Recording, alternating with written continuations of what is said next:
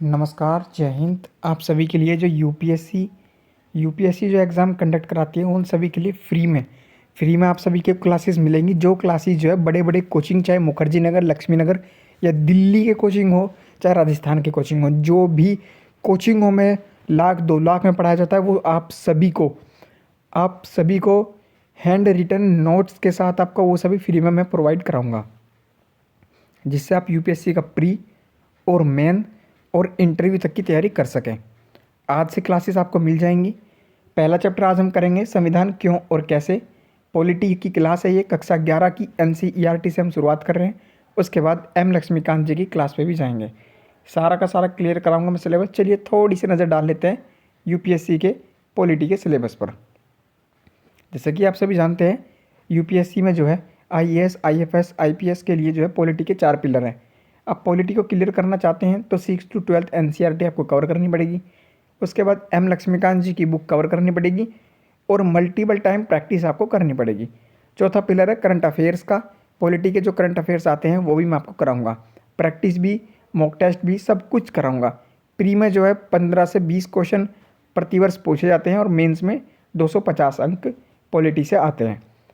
पूरी तैयारी होगी जब तक एग्ज़ाम इंटरव्यू ना हो तब तक। और इस वीडियो के लास्ट में मैं आपको प्री के कुछ क्वेश्चन भी दूंगा, ठीक है। हैंड रिटन नोट्स होगा 11th क्लास की एनसीईआरटी, जो एग्ज़ाम की दृष्टि से इम्पोर्टेंट है। उसके बाहर आपको कुछ नहीं पढ़ना। एनसीईआरटी की बुक है, ऐसे तो आप पूरी बुक पढ़ लेंगे तो बात नहीं बनेगी, पर जो कोचिंग के हिसाब से जैसे कि बताया जाता है वो मैं आपको बताऊँगा जो एग्ज़ाम की दृष्टि से इम्पोर्टेंट है। पहला पार्ट है संविधान क्यों और कैसे। देखिए 11वीं की एनसीईआरटी में बताया गया है संविधान क्यों और कैसे। पहला चैप्टर है तो हम इस पर ये जानने की कोशिश करते हैं कि संविधान क्या है और संविधान का क्या अर्थ है। ध्यान दीजिएगा, लगभग 100 से ज़्यादा यूपीएससी क्लियर कैंडिडेट्स के इंटरव्यू के आधार पर मैं नोट्स प्रोवाइड करा रहा हूँ। संविधान क्या है, मेंस में जो है 150 से 200 वर्ड्स का लिखना होता है। तो प्रत्येक देश के शासन संचालन का मूल आधार जो होता है वो उसका संविधान होता है। प्री निकालना दिन प्रतिदिन कठिन होता जा रहा है, तो आपको ध्यान से देखना पड़ेगा। प्रत्येक देश का शासन संचालन का जो मूल आधार है वो उसका संविधान होता है। और किसी देश के शासन व्यवस्था, जो किसी देश की शासन व्यवस्था जिन नियम और सिद्धांतों से चलती है, उन नियम सिद्धांतों का जो समूह है उसको भी संविधान कहते हैं। या यूँ कह लीजिए, किसी देश की शासन व्यवस्था को सुचारू रूप से चलाने के लिए संविधान निर्माण किया गया। मान लीजिए किसी देश का संविधान नहीं है, मानने के लिए बोल रहा हूँ, तो क्या वहाँ पर शासन व्यवस्था नहीं चलेगी? मान लीजिए अगर वहाँ शासन व्यवस्था चल भी रही है तो सुचारू रूप से नहीं चलेगी। तो संविधान जो है सुचारू रूप से सरकार चलाने के लिए निर्माण किया जाता है। 4th पॉइंट में डिस्कस किया गया है अजय महेंद्रा, ये चैनल आपको डेली वीडियो प्रोवाइड कराएंगे हम। संविधान सरकार बनाने का ढांचा प्रस्तुत करता है कि सरकार कैसी बनी होनी चाहिए। जो राज्य की सरकार है उसके 3 अंगों की जो स्थापना है वो संविधान करता है, विधायिका, कार्यपालिका और न्यायपालिका। कानून बनाने से लेकर कानून लागू करना ये कार्य होता है विधायिका, कार्यपालिका, न्यायपालिका का। डिटेल में आगे चैप्टरों में इसकी हम स्टडी करेंगे।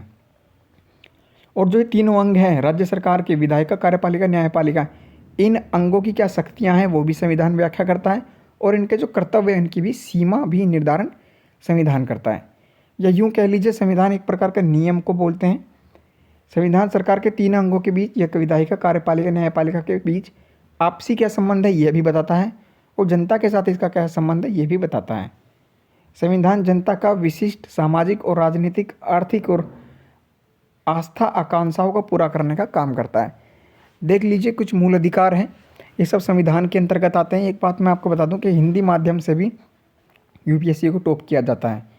आप बिल्कुल भी मन में डाउट ना रखें। संविधान अराजकताओं को रोकता है, मोस्ट इंपॉर्टेंट है। प्री में किस प्रकार क्वेश्चन पूछे जाते हैं वो भी मैं आपको बताऊंगा। चलिए नेक्स्ट स्लाइड में देख लेते हैं। दूसरा प्रश्न है भारतीय संविधान सभा का निर्माण। संविधान बनाने के लिए एक सभा का निर्माण किया गया था, उस पर आपको चर्चा करनी है, वो बताना है आपको। मेंस की तैयारी भी इन्हीं से हो जाएगी, प्री तो आपका निकल ही जाएगा। जुलाई 1945 की बात है, इंग्लैंड में नई लेबर पार्टी सत्ता में आई। देख लीजिए, लेबर पार्टी अगर सत्ता में ना आती तो हमें आज़ादी मिलनी मुश्किल होती। मैं फैक्ट के आधार पर बता रहा हूँ। 1947 में लेबर पार्टी सत्ता में आई और हमारा जो फ्रीडम मूवमेंट था वो चरम सीमा पर था देशभक्तों का। और जो है इंग्लैंड को पूरे देश में, पूरे अलग अलग संसार में लोग बाग कहने लगे जो उसकी आलोचना करने लगे और हमारे देश को आज़ाद करने की नौबत आ गई। हमारे देश का फ्रीडम फाइटर जो है, फ्रीडम मूवमेंट बहुत चरम सीमा पर था। इसकी आगे हम चर्चा करेंगे स्पेक्ट्रम की बुक में, जिसकी क्लासेस आपको मिल रही हैं ऑलरेडी। भारतीय संविधान का मार्ग खुला लेबर पार्टी की सत्ता में आने के बाद, और संविधान बनाने की जो योजना है वो कैबिनेट मिशन योजना के अंतर्गत है। कैबिनेट मिशन योजना क्या है? संविधान निर्माण के लिए सदस्यों की संख्या रखी गई 389 कि संविधान निर्माण के लिए कुछ लोग होंगे, वो लोग टोटल होंगे 389 यानी कि 389, जिनमें 292 सदस्य जो है चुने जाने थे ब्रिटिश भारत के अधीन 11 प्रांतों से। 4 सदस्य चुने जाने थे चीफ कमिश्नर प्रांत से, जिसमें दिल्ली, अजमेर, मारवाड़, कुर्ग और ब्रिटिश बलूचिस्तान था। 93 प्रतिनिधि भारतीय रियासतों से चुने जाने थे, जिन पर अभी भी मान लीजिए जैसे कि राजा राज करते हो, तो जिनको भेज देंगे 93 वे होंगे। अन्य भी थे कुछ, टोटल 389 थे। अब ये कैसे इनकी प्रक्रिया थी? 10 लाख में से एक व्यक्ति चुना जाना था। 389 करने के लिए वोट डलनी थी। 10 लाख में से एक व्यक्ति चुना जाएगा जो संविधान निर्माण में बैठेगा। प्रत्येक प्रांत की जो सीटें हैं उनका जो आवंटन था मुसलमान सिख समुदाय की जनसंख्या के आधार पर किया गया, और देसी रियासतों के प्रतिनिधि जो थे वो उनके परामर्श से ही तय किए गए। मैंने कहा था जिसको राजा भेज देगा। अब बात आती है 1946 में संविधान सभा के चुनाव कराए गए। फैक्ट के आधार पर क्वेश्चन डायरेक्ट बन सकता है। जुलाई 1946 को संविधान सभा के चुनाव कराए गए।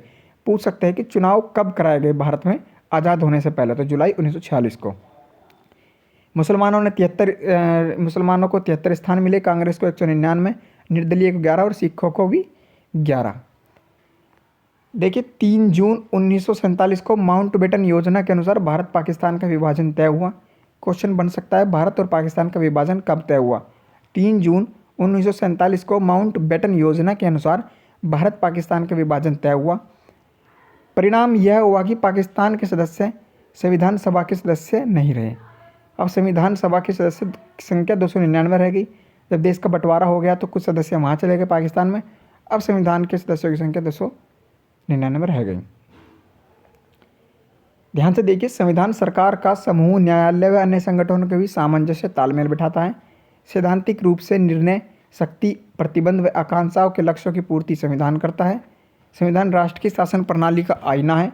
जैसे प्रस्तावना संविधान का दर्पण है। ये लाइन आपको याद कर लेनी है। आगे बढ़ते हैं तीसरे क्वेश्चन पर। संविधान सभा का जो स्वरूप था उस पर थोड़ा विस्तार से बताइए। संविधान सभा का गठन जो है सांप्रदायिक आधार पर किया गया। मुस्लिम ने तो मुस्लिम को वोट दिया, सिख ने सिख को वोट दिया, और अन्य संप्रदाय सामान्य वर्ग भी इसमें शामिल थे। संविधान बनाने के लिए जो है अप्रत्यक्ष चुनाव प्रणाली को अपनाया गया। जैसे कि लोकतंत्र है, अब 2 प्रकार के, प्रत्यक्ष और अप्रत्यक्ष बता रहा हूँ। इसी प्रकार से उस टाइम पे जो है अप्रत्यक्ष चुनाव प्रणाली को अपनाया गया। विरोधी दल की संख्या नाम मात्र थी।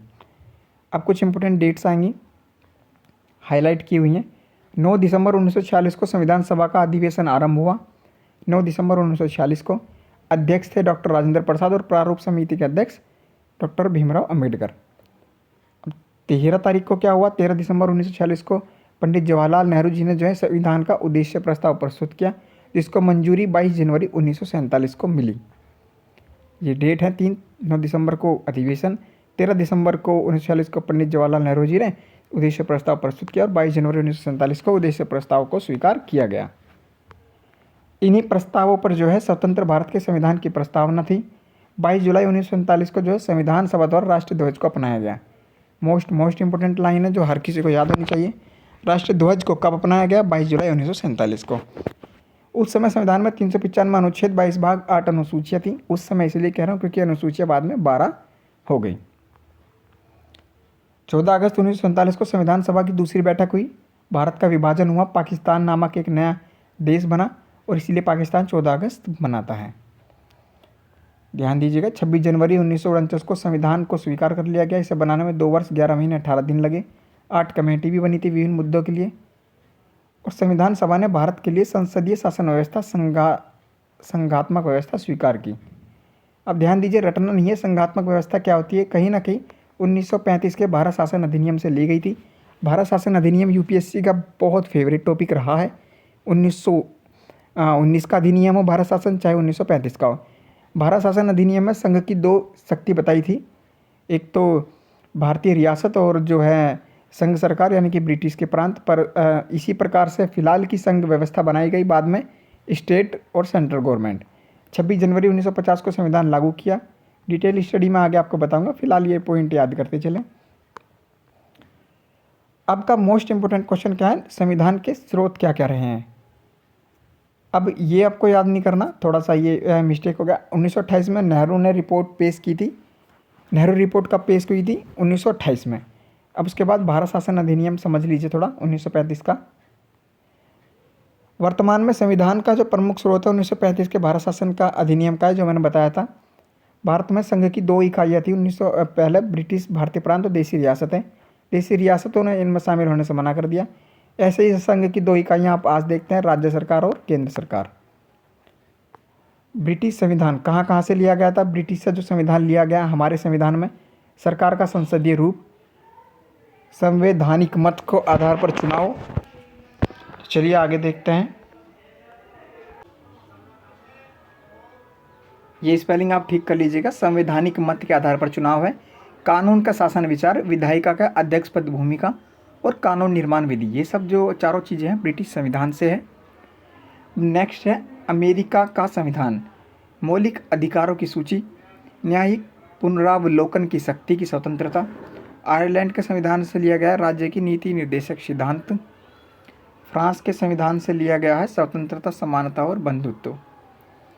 कनाडा के संविधान से जो लिया गया है एक अर्ध संघात्मक सरकार का स्वरूप, सशक्त केंद्रीय सरकार, अवशिष्ट शक्तियों का सिद्धांत और भारतीय संविधान का प्रावधान, भारत की विशेष आशा व अनुरूप।